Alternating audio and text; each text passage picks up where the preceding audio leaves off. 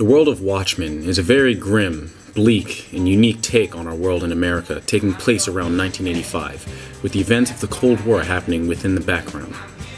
This movie is also an interesting take on the superhero genre itself, talking about subjects that wouldn't be in a conventional hero film. It touches on subjects like murder, and the value of a life and how much it's worth to sacrifice it, relationship problems, and mental health. Nothing is taken lightly throughout this story, being adapted heavily from its graphic novel of the same name. This can cause its characters to not be the shining example of what a hero should be. They try to be the best of who they are, but at the end of the day, they are human, flawed. Everything the characters do is questioned if it was the ethical thing to do or not. None of you seem to understand. I'm not locked in here with you. You're locked in here with me!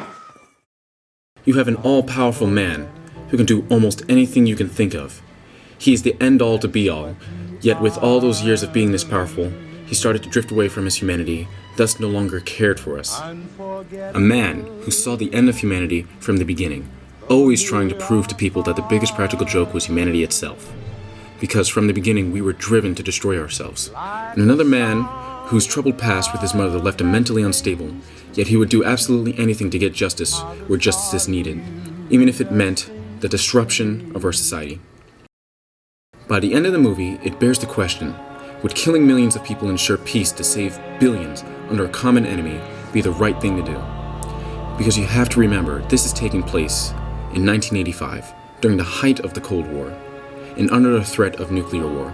Both sides were ready to launch those missiles, guaranteeing the extinction of mankind through nuclear winter.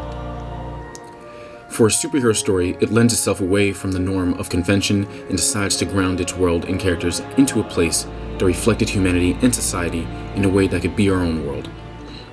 At a time, you could say that some elements of this did happen, or is currently happening within our society.